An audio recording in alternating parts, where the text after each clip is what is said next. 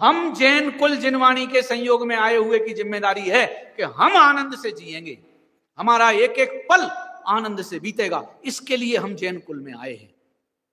रुपया पैसा कमाना तो बेस्याएं भी कमा लेती हैं, हत्यारे भी रुपया पैसा कमा लेते हैं। रुपया पैसा कमाने में कौन सी बढ़ोतरी का काम कर लिया हमने? समझ में आया? ये रुपया पैसा कमा लेना तो चाहे अपराधियों के कांड भी हैं। उदीरना में पाप के परिणाम वाले जीव भी महापुण्यशाली दिखाई देते हैं। सुना होगा उदीरना का प्रकरण। ज्यादा पैसा हो गया, ज्यादा कोठी बन गई, बड़ी गाड़ी आ गई, हमारे पास BMW आ गई, धल्ले। जरा से चलने में यदि मारुति का माचिस की डब्बी जरा सी रगड़ जाए तो वहीं छाती पे पत्थर पड़ते हैं।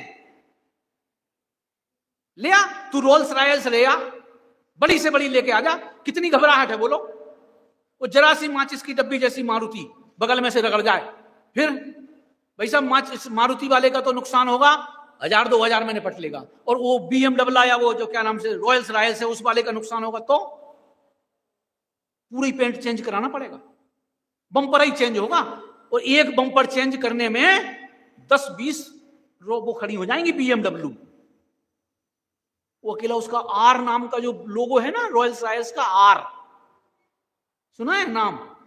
वो अकेला रॉयल्स रॉयल्स का R ही करोड़ों रुपए का है। गाड़ी तो कितनी बड़ी भयंकर होती है, समझ रहे? जितने जितने ज्यादा पुण्यशाली, जितने ज्यादा ज्यादा वैभव वाले, उतने बड़े परिग्रही, उतने बड़े पापी। अपने को लगता है वे बड़े पुण्यात्मा हो गए। ये मनुष्य भाव, उसमें जैन कुल जिनवाणी का संयोग, इससे बड़ा सद्भाग्य चक्रवर्तियों का नहीं होता। हम चक्रवर्तियों से भी बड़े भाग्यशाली हैं।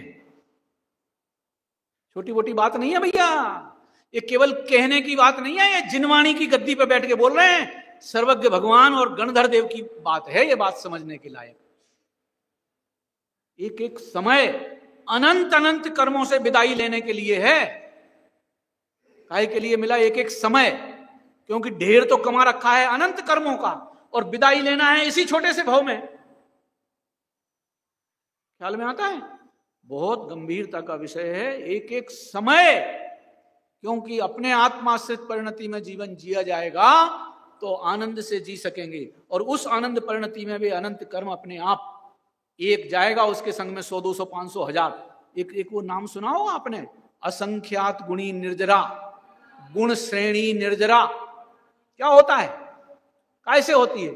आपने तो कह दिया कर्म के उपशम से होती है, कर्म के क्षय उपशम से। मैं कहता हूं आत्मलीनता से होती है निर्जरा।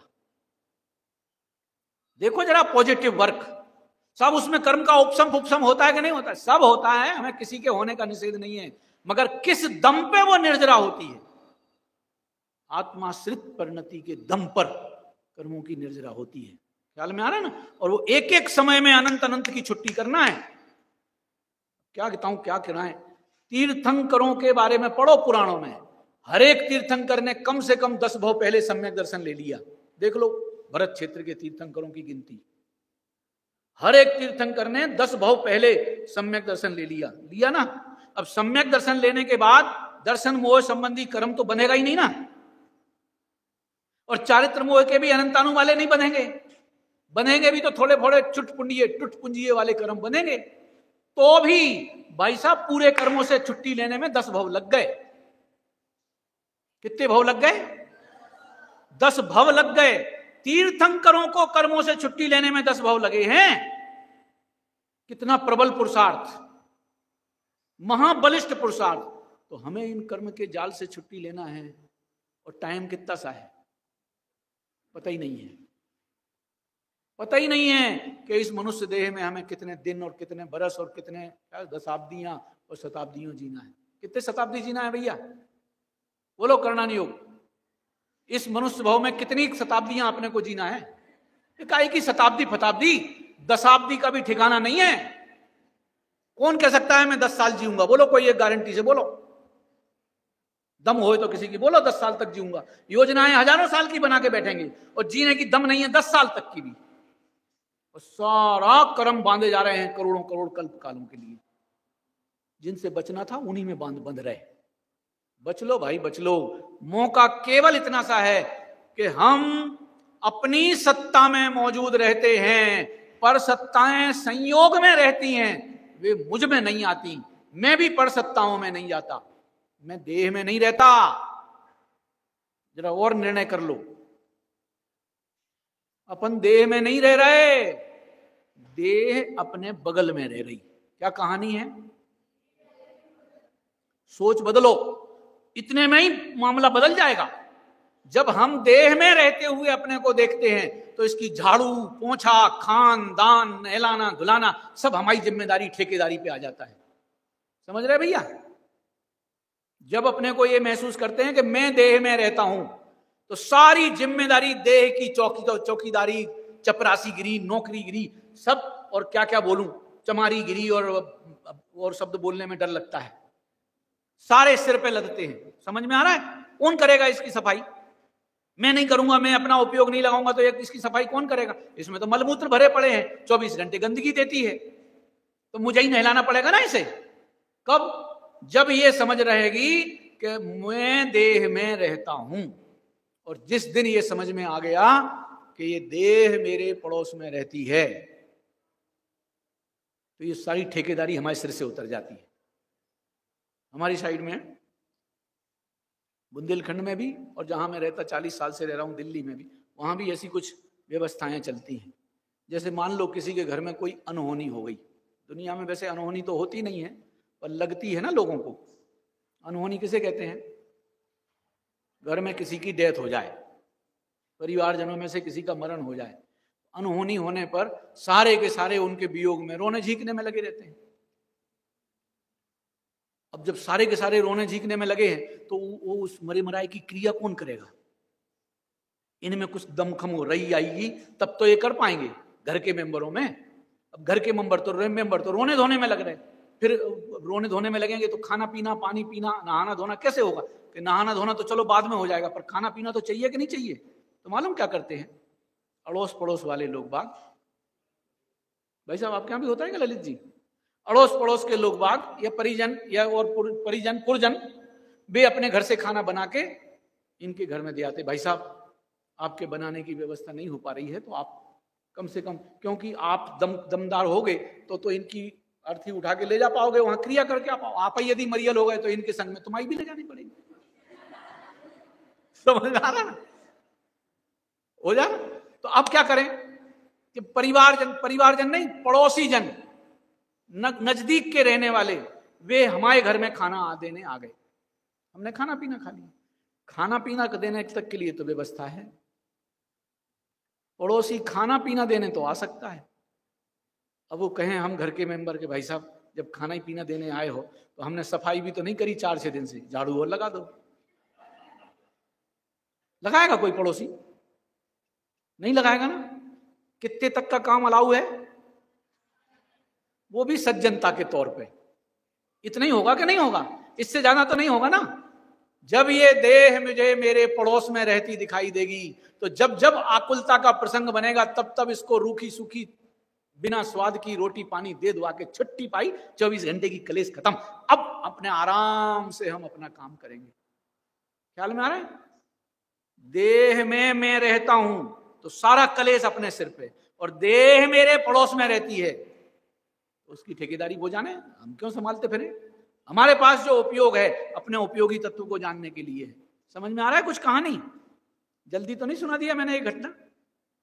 समझ में आई कुछ? क्या कहा मैंने? नहीं समझ में आई।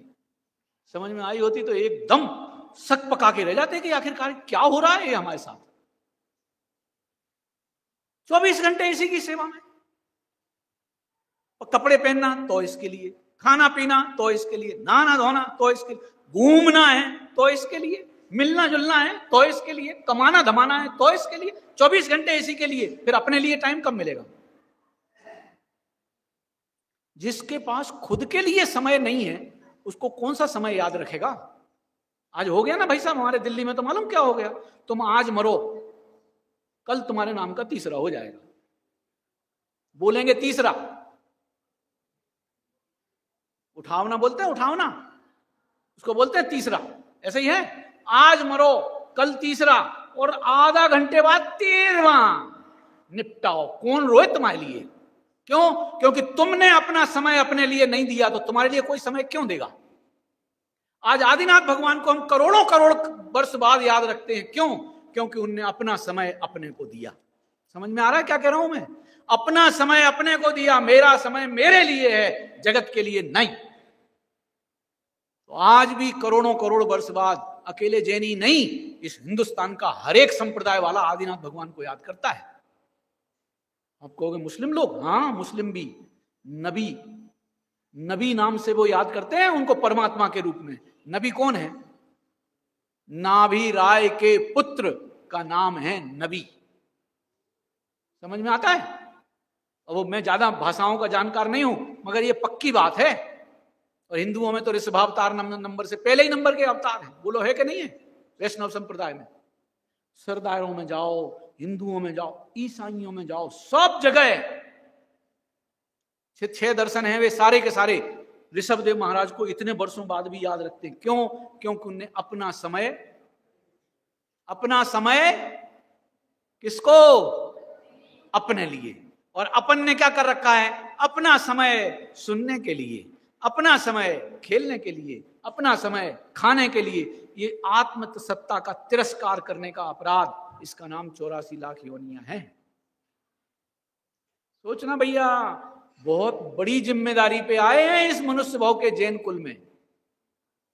दुर्लभ है निगोद से थावर अरु त्रस गति पानी, है ना? काय में आती है? बड़ी 12 भावना में आती है ना? बोधि दुर्लभ भावना में आता है। कोई सुना सकता है पूरी लाइन है बोधि दुर्लभ भावना की? मैं तो बीच में से लाइनें इधर उधर हो जाती।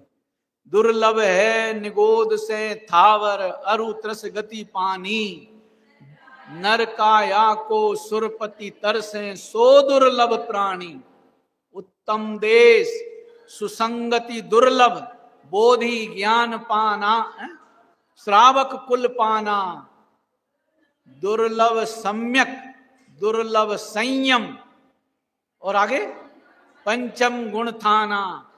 है ना? इस एक पे एक दुर्लभ में दुर्लभ। अब सोचो अपन कितनी दुर्लभता में खड़े हैं, हमारा स्टैंड कितनी दुर्लभता का है। ये दुर्लभता का लाभ, अपनी सत्ता का सौंदर्य याद करो, पर सत्ता में आसक्त मुग्ध होने की आदत बंद करो। हमें कोई परसत्ताओं से एलर्जी नहीं है, मगर उनके आश्रित होने में हमारी दुर्गति जरूर हो जाती है, और हमें हमारी दुर्गति पसंद नहीं है। इसलिए हमको अपनी स्वसत्ता का अस्तित्व, स्वसत्ता बोलो या अस्तित्व बोलो या एग्जिस्टेंसी बोलो, ये मेरी अनादि अनंत मुझे दिखती चाहिए। ये आनंद का विषय है।